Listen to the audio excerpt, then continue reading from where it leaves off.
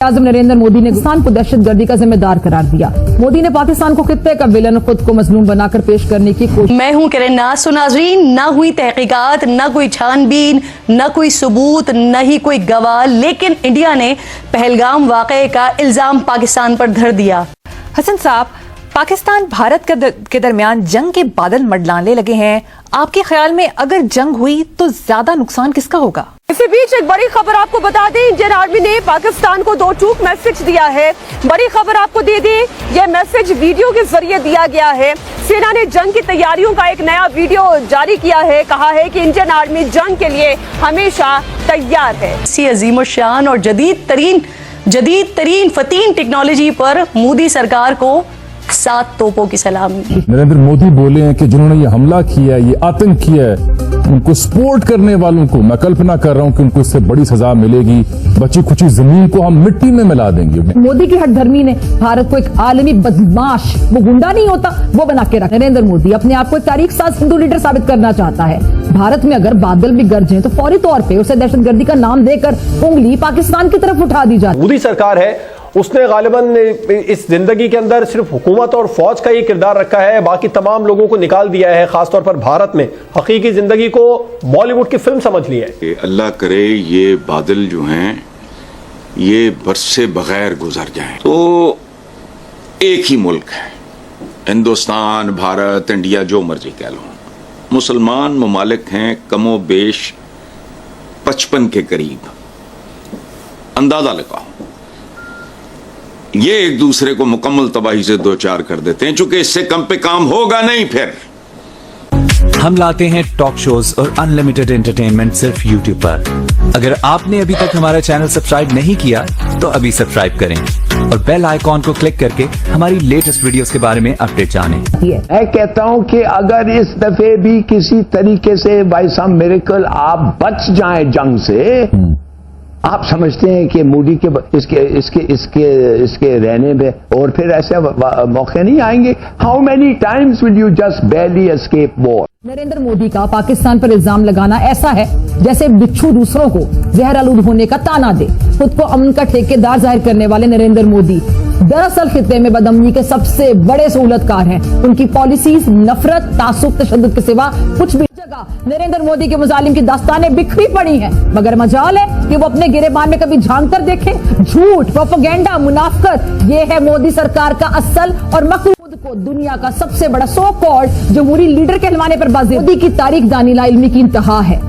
मोदी जब भी बोलते हैं तारीख कानों को हाथ लगाकर माफी मांगने लगती है। मोदी ने हिंदुत्व के नजरिए का फरोग देने में जदीद साइंस को भी नहीं बख्शा। कभी वो दावा करते हैं कि हिंदुस्तान हजारों साल से मौजूद है, कभी वो सिकंदर आजम को बिहार में पहुंचा देते हैं और फिर कभी टीवी पर खड़े होकर प्लास्टिक सर्जरी को हिंदू धर्म की इजाद करार दे देते हैं। अब ऐसे शख्स के मुंह से पाकिस्तान की तारीख पर तबसरा सुनना ऐसा ही है जैसे आप कह लें कि अंधे को रंगों की तशरीह करते। अब मोदी की जो पॉलिसीज हैं अमन से कोसों दूर है, किसको नहीं पता। मोदी का नारे सबका साथ, सबका विकास, मगर हकीकत में उनकी पॉलिसी क्या है? सबका इस्तेकाल, सबकी बर्बादी। खित्ते में भी मोदी की पॉलिसीज ने कशीदगी बढ़ा दी है। कभी नेपाल के साथ सरहदी तनाजा, कभी चीन से झड़पें, कभी श्रीलंका में दखल अंदाजी और कभी बांग्लादेश से कशीदा ताल्लुकात। मोदी की खारिजा पॉलिसी का खुलासा सिर्फ एक लफ्ज, जारहियत। देखिए, सबसे बड़ी बात तो ये है कि इस वक्त उन्होंने पूरी कोशिश ये की है कि इस तमाम जंग का जो मुद्दा है उसमें इस तरह दिखाया जाए कि दहशतगर्दी के खिलाफ एक छोटी सी मुहिम जोई करें,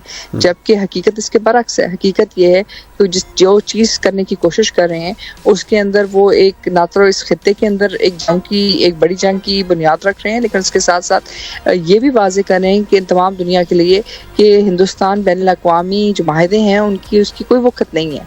तो आज अगर सिंतास के माहिदे की कोई वक़्त नहीं है जो वर्ल्ड बैंक की गारंटी के नीचे काम कर रहा है, तो कल जो हिंदुस्तान के साथ जो मुख्तलिफ तजारती माहिदे किए गए हैं उनकी क्या वक़्त होगी? हिंदुस्तान की जब मर्जी होगी, हिंदुस्तान की हुकूमत की जब मर्जी होगी वो उनमें से निकल सकता है और उसके बाद किसी भी किस्म का नाम नेहाद ड्रामा करके वो ये समझता है कि अपने डोमेस्टिक मीडिया को इस्तेमाल करके झूठ पर जो है वो अपनी जो नुक्ते नज़र से जो है दुनिया को मरूब कर सकेगा, लेकिन हक़ाइक़ उसके मुतरादिफ नहीं है। बल्कि एक बात बहुत काबिल गौर है, मैं चाहता हूं कि हमारा जो पड़ोस है, देखो बात सुनो, हमारे यहाँ हमारे दीन में पड़ोसी के हुकूक पे बहुत ज़्यादा तवज्जो, इस हद तक जोर दिया गया कि एक जमाने में साहबा ये कहा करते थे कि हम तो ये सोचा करते थे कि जायदाद में हिस्सा ना।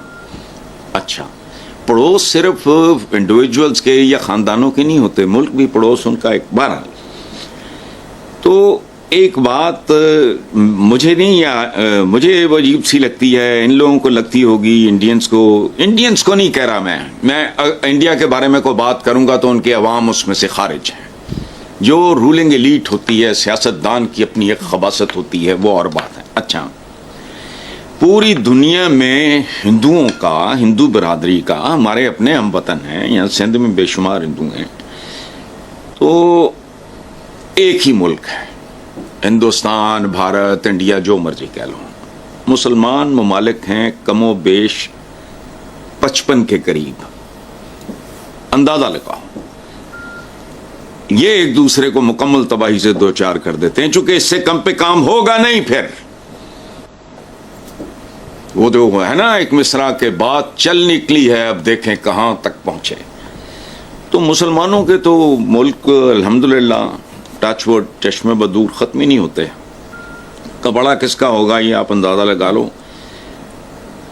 दुख मुझे इस बात का है कि मरता, तबाह होता, बर्बाद होता है, अमन में भी और जंग में भी आम आदमी। उसका ना कोई रोल होता है, ना कोई इसका स्टेक होता है, लेकिन मारा वही जाता है। अच्छा, अब हमारे केस में मैं देखो, झूठ बोलने से बेहतर है आदमी खामोश रहे, ये याद रखना, मेरा मिजाज यही है। तुम्हारा क्या ख्याल है? ये जो चाइना के साथ रिलेशनशिप है पाकिस्तान का, जिस तरह के दोनों के मुश्तरका मफादात बहुत आगे तक जा चुके हैं, मुझे सिर्फ एक बात बता दो, ये पहाड़ों से ऊंची और पता नहीं फलां से गहरी और समुद्रों से गहरी और पता नहीं क्या, शहद से मीठी और फौलाद से मजबूत, ये क्या है? तुम्हारा क्या ख्याल है? चाइना चुप करके तमाशा देखता रहेगा? मेरा नहीं ख्याल। और दूसरी बात यह है कि बॉटम लाइन तादाद नहीं है अफवाज की, बॉटम लाइन है एटम बॉम्ब।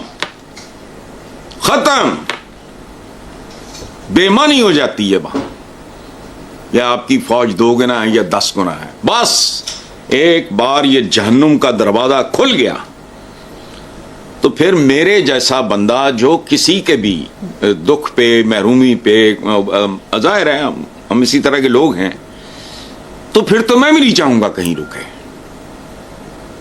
फिर ये for the centuries to come एक सबक सीख लिया जाए।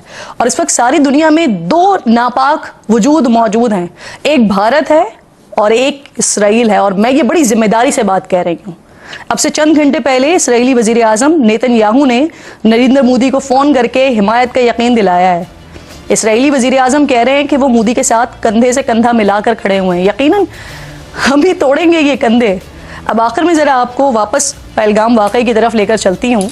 अगर एक लम्हे को भारतीय इल्जामात को तस्लीम कर भी लिया जाए ना, तो ये याद रहे कि LOC से जो पहलगाम का फासला है वो तकरीबन 400 किलोमीटर का है। अगर इतना तवील फासला तय करके यहाँ से कोई हमला करने के लिए बाकायदा तौर पर वहां गया, तो सरहद पर तैनात 8 लाख इंडियन आर्मी सो रही थी। इंडियन इंटेलिजेंस इदारे क्या अपनी अकल घास चरने छोड़ गए थे? वैसे मोदी जी, इसमें कसूर आपका नहीं है, आपके general Akshay, general major Sunil, colonel Siddharth, captain Vicky, wing commander Hrithik और स्क्वाड्रन लीडर दीपिका का है ना, क्योंकि वो तो शूटिंग में मसरूफ हैं। आपको लगता है कि अब भारत के अंदर ये हिम्मत मौजूद है कि मजीद कदम बढ़ाए आगे? देखिए, जो वहाँ पे वॉर हिस्टीरिया है या जंगिज्म वहाँ पे चल रहा है, वहाँ पे जो जंग के मामलात हैं उनको बढ़ाया जा रहा है जी। और इस चीज़ को मैं समझता हूँ कि हमें सीरियसली लेना चाहिए। जिस तरह की एग्रेशन उन्होंने दिखाई थी पहले भी, हम बिल्कुल रिस्पॉन्ड करते हैं, लेकिन यहाँ पे एक बहुत बड़ा जो क्वेश्चन है वो जिम्मेदारी का है। इंडियंस कभी भी जिम्मेदारी का मुजाहरा नहीं करते। तो आपको ये वीडियो कैसा लगा कमेंट बॉक्स में जरूर लिखिए। इस वीडियो को लाइक कीजिए, शेयर कीजिए, सब्सक्राइब करना ना भूलिए आपके चैनल EFC.Z को। तो मिलते हैं अगली वीडियो में। जय हिंद।